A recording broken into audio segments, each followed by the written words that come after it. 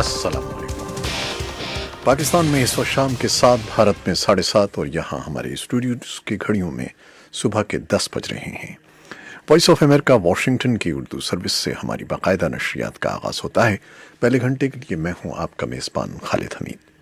जैसा कि आप देख रहे हैं, फेसबुक लाइव पर हम आपके सामने हैं और वेबसाइट और रेडियो पर हमारा ये 1 घंटे का न्यूज़ शो जारी रहेगा। तो आगाज़ करते हैं पहले आज की अहम खबरों की सुर्खियों से। पाकिस्तान की वज़ारत ख़ज़ाना ने भारतीय ज़राए इब्लाग़ में आने वाली इन इत्तलात की तरदीद की है कि एशिया पैसिफिक ग्रुप ने पाकिस्तान को ब्लैक लिस्ट में शामिल कर दिया है। अमरीका और तालिबान के नुमाइंदों के दरमियान अमन बातचीत का नवा दौर, जो दोहा में जुमेरात को शुरू हुआ था, जुम्मे की शाम भी जारी रहेगा।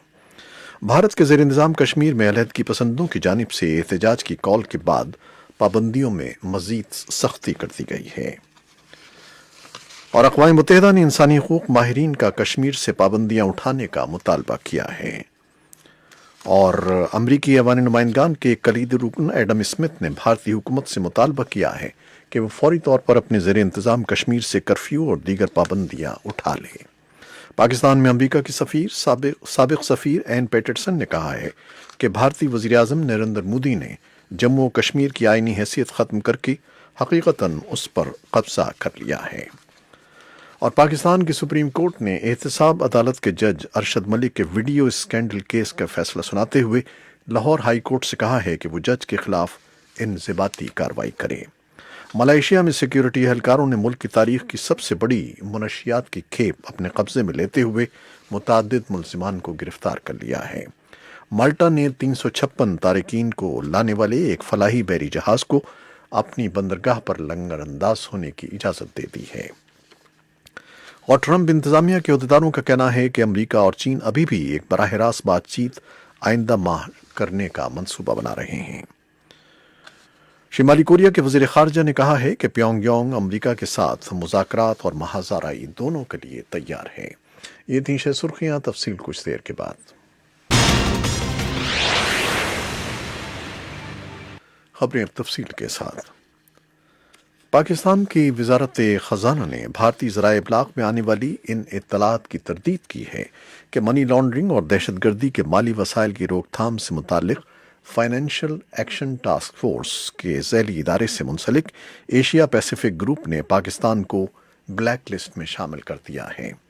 वज़ारत ख़ज़ाना की तरफ से जुम्मे को जारी होने वाले एक बयान में इन इत्तलात को गलत और बेबुनियाद करार दिया गया है। क़ब्ल अज़ीं भारतीय मीडिया रिपोर्ट्स में दावा किया गया था कि पाकिस्तान की तरफ से तंजीम के तय करदा एक्शन प्लान पर पूरी तरह अमल दरामद न होने की वजह से रवां हफ्ते होने वाले एशिया पैसिफिक ग्रुप के इजलास के दौरान पाकिस्तान को ऐसी फॉलो अप लिस्ट में शामिल किया गया है जिसे ब्लैक लिस्ट भी कहा जा सकता है।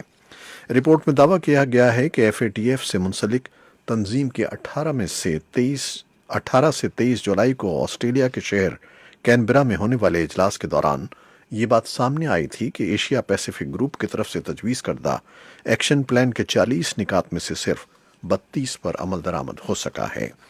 दूसरी तरफ एशिया ग्रुप ने भी इन इत्तलात की तरदीद की है। जुम्मे को ग्रुप की तरफ से जारी बयान में भी इस किस्म का कोई जिक्र नहीं था, ताहम इसमें यह जिक्र मौजूद है कि एशिया पैसिफिक ग्रुप ने इस मामले पर इजलास में गौर किया। अमरीका और तालिबान नुमाइंदों के दरमियान अमन बातचीत का नवा दौर, जो दोहा में जुमेरात को शुरू हुआ था, जुम्मे की शाम अपनी बातचीत फिर से जारी रखेगा।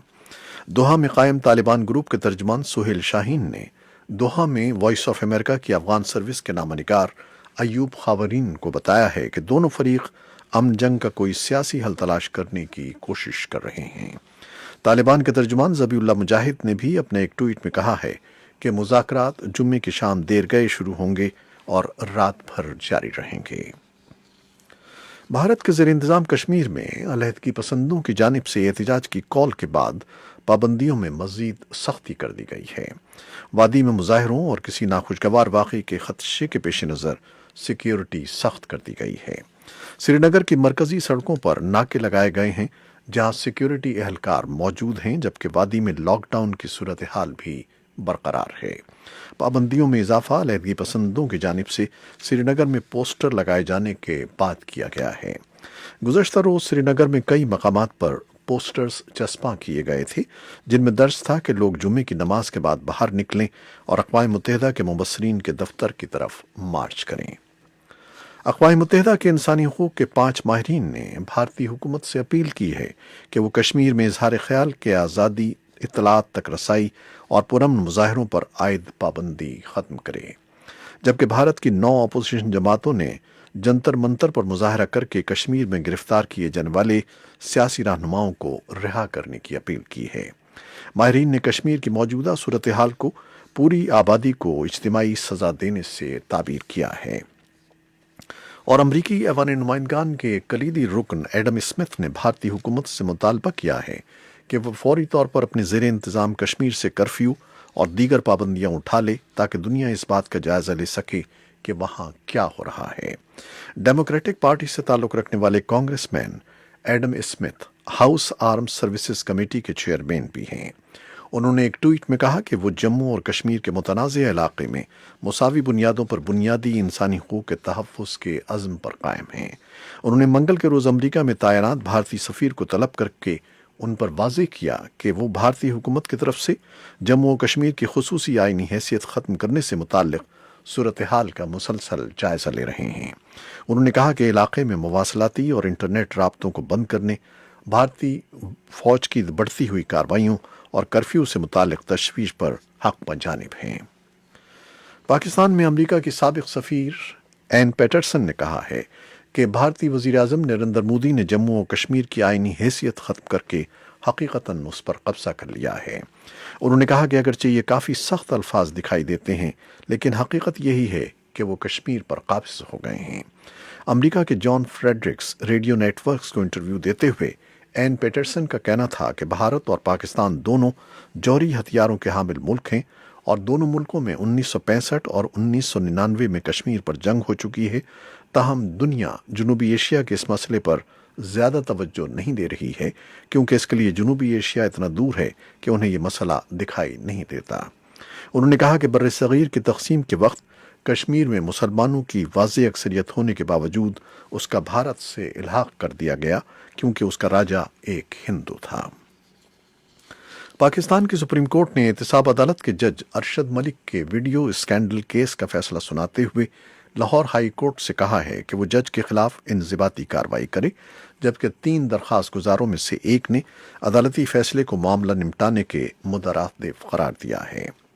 ملائیشیا میں سیکورٹی اہلکاروں نے ملک کی تاریخ کی سب سے بڑی منشیات کی کھیپ اپنے قبضے میں لیتے ہوئے متعدد ملزمان کو گرفتار کر لیا ہے۔ حکام کا کہنا ہے کہ بھاری مقدار میں منشیات مبینہ طور پر پاکستان اور جنوبی امریکہ کے ایک ملک ایکویڈور سے ملائیشیا پہنچائی گئی تھی۔ مالٹا نے 356 تارکین کو لانے والے ایک فلاحی بحری جہاز کو اپنی بندرگاہ پر لنگر انداز ہونے کی اجازت دے دی ہے، جس میں 100 سے زیادہ بچے شامل ہیں اور ان میں سے زیادہ تر کا تعلق سوڈان سے ہے۔ مالٹا نے ناروے کے جھنڈے والے اوشین وائکنگ کو اس وقت لنگر انداز ہونے کی اجازت دی جب 6 یورپی ملکوں نے ان تارکین کو قبول کرنے کا معاہدہ کیا۔ یہ جہاز پچھلے 2 ہفتے سے بحر روم میں لنگر انداز تھا اور کسی بندرگاہ میں داخلے کا منتظر تھا۔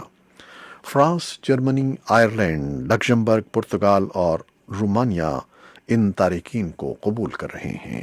فرانسیسی خبر رساں ادارے نے رپورٹ دی ہے کہ کوئی تارکین وطن مالٹا میں نہیں رہے گا۔ ٹرمپ انتظامیہ کے عہدیداروں کا کہنا ہے کہ امریکہ اور چین ابھی بھی ایک براہ راست بات چیت آئندہ ماہ کرنے کا منصوبہ بنا رہے ہیں۔ وائٹ ہاؤس کے اقتصادی مشیر لیری کڈلو نے بتایا کہ نائبین کی سطح پر اس ہفتے ہونے والی بات چیت تعمیری تھی۔ وائس آف امریکہ کے جمعرات کے روز ایک سوال کے جواب میں کڈلو نے کہا کہ چینی ٹیم کا ستمبر میں امریکہ آنے کا منصوبہ ہے، تاہم جمعے کے روز چین کے گلوبل ٹائمز اخبار نے ٹویٹ کیا کہ چین امریکہ کی طرف سے $300 ارب کی چینی اشیاء پر محصولات عائد کیے جانے کے جواب میں اقدامات کا ارادہ رکھتا ہے۔